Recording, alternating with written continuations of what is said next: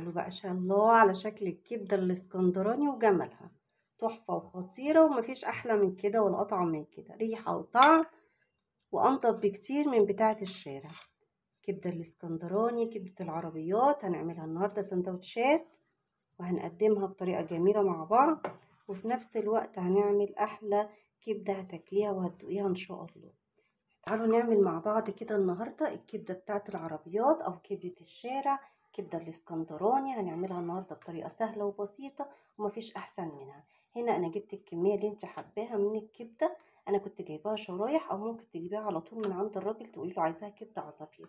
الكبدة أنا ما بغسلهاش، لأن في أقوال كتير جدا تقولك لا لازم نغسل الكبدة، وفي ناس تقولك لا الكبدة لو اتغسلت تزفر. أنا من النوع اللي ما بغسلش الكبدة، ولو غسلتها بديها اللي هي بس ايه تمريره خفيفه كده تحت الميه على طول واطلعها. بس دي انا مش غسلاها، انا جبت نص ليمونه كده وعصرتها عليها بالشكل ده كده، عشان كده ايه تنزل كل الحاجه اللي فيها بالشكل ده زي ما انت ما شايفه كده. تمام، حطيتها في مصفى بالشكل ده كده وخلاص، مش هغسلها. تعالوا بقى على النار نشوف هنسويها ازاي.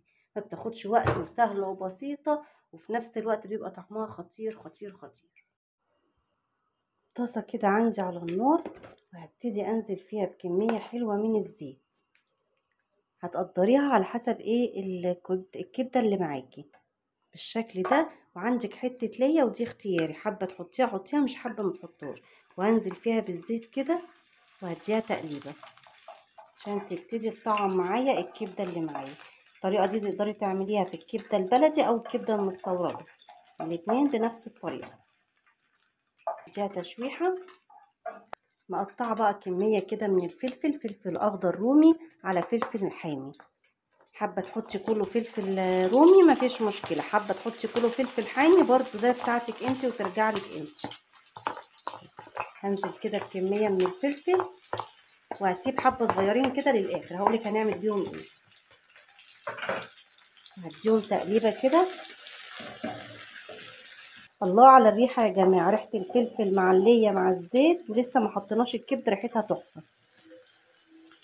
هديها بس تشويحه كده شويه.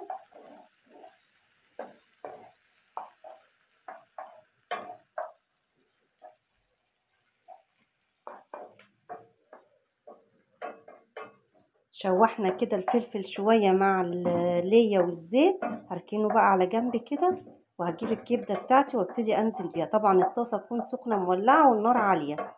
الكبدة عايزة النار تكون عالية عشان ما تنزلش المية بتاعتها، لو نزلت المية بتاعتها تلاقيها بتشد معاكي كده وعاملة زي الكاوتش. نجيب بقى الكبدة ونبتدي ننزل بيها كده بسم الله. بقى ايه، نفرطها كده بس مش هقلبها، نفرطها بس كده تاخد الصدمة، وبعد كده ايه نشوف هنكمل الخطوات مع بعض.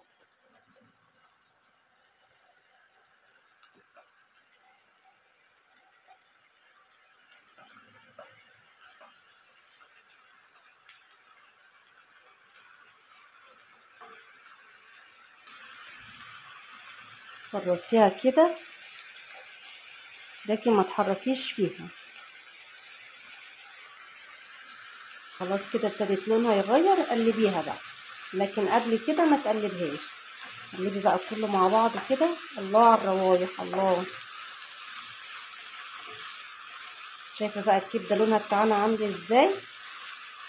عصره الليمون اللي بنديها لها في الاول دي بتخلي الكبده معانا لونها فاتح وفي منتهى الجمال زي ما انت ما شايفه كده.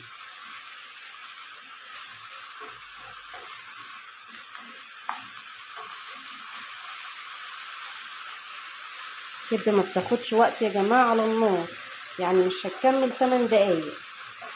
اديها بس تشويحه كويس كده.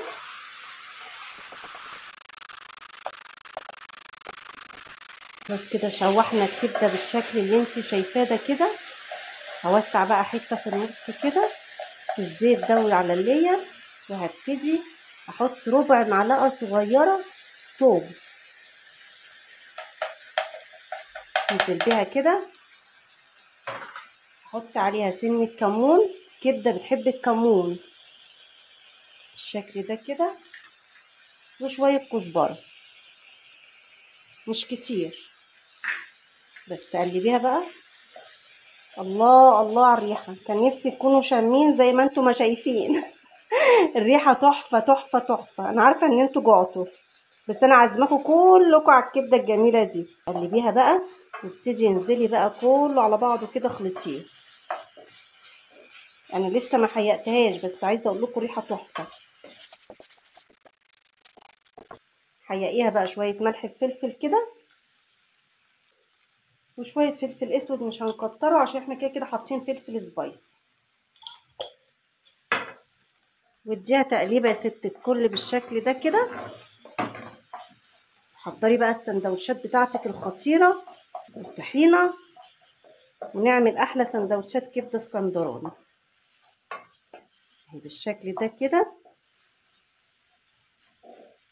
ما بتاخدش وقت نهائي، اسرع اكله تقدري تعمليها لاولادك وانت مستعجله كده. عايزه عشاء خفيف، عايزه غدا خفيف، تحفه. خلاص كده استوت معايا. هجيب نص عصره ليمونه وهعصرها عليها بالشكل ده كده. وشمي وكلي ودوقي احلى كبده هتاكليها في حياتك. طب انا سبت شويه فلفل في الاول وقلت اسيبيهم للاخر، ليه ما حطيتهمش؟ بصي هنا الفلفل دبل معايا ازاي، دبل. فانا سبت شويه الفلفل دول اهو، حاجه بسيطه خالص، سبتهم للاخر عشان يصحصحوا معايا اللون كده، ويبقى ايه اللون بتاعنا بتاع الكبده والفلفل حلوين اهو. بصي بقى الفرق، اللون بتاعنا بقى عامل ازاي تاني. الفلفل ابتدى يبقى لونه كده زاهي، بدل شويه الفلفل اللي في الاول دبلوا من السوا. تعالوا بقى نعمل السندوتشات بتاعتنا ونشوف هنقدمها ازاي. تعالوا بقى نعمل كده مع بعض السندوتشات بتاعه الكبده. جبت كده الطحينه وتبتدي تحطيها كده وبراحتك بقى، حابه تحطي الطحينه، حابه مش حابه، دي براحتك. حابه تخلي الطحينه جنب السندوتشات كده براحتك. تبتدي بقى تحطي الكبده. تهيألي انا عايزه اقفل الكاميرا. حطي بقى كده الكبده في السندوتش بالشكل ده كده وعيشي. شايفه المنظر؟ تحفه تحفه تحفه. كبدة العربيات بطريقة سهلة وبسيطة وفي منتهى الجمال. شايفة بقى شكل السندوتش بيعمل ازاي؟ شايفة جمال الكبدة حلوة قد ايه؟ تحفة وخطيرة.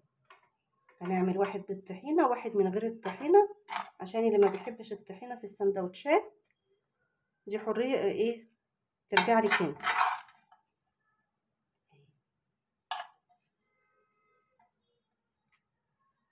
ايه رأيكم بقى؟ ايه رأيكم بقى في الجمال ده؟ تحفة وخطيرة. حط بس شوية فلفل كده. ايه رأيكم بقى في جمال السندوتشات؟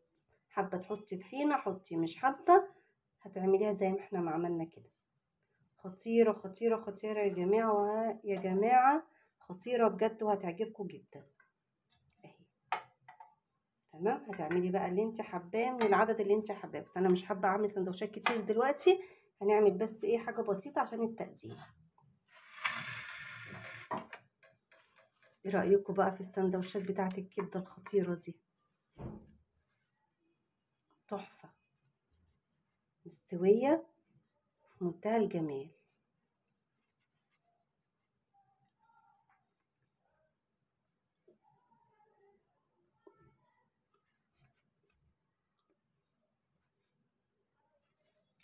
طعمها خطير خطير خطير. الف هنا وشيف على كل اللي هياكل. اتمنى تجربوا الطريقه. لو اول مره تشوفوني ولسه ما اشتركتوش في القناه، انزلوا نورونا واشتركوا في القناه وفعلي زر الجرس خليه على الكل عشان يوصلك مني كل جديد. وانتظروني فيديو جديد ان شاء الله. مع الف سلامه.